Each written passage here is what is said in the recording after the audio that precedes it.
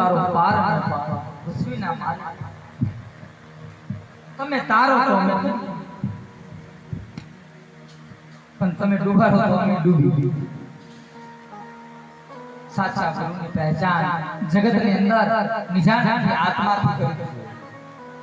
કોઈ પણ ધર્મ સર્વ ધર્મ સનાતન કોઈ પણ ધર્મ તમે લઈ લો દરેક ધર્મની અંદર એક સાત્વિક ગુરુ છે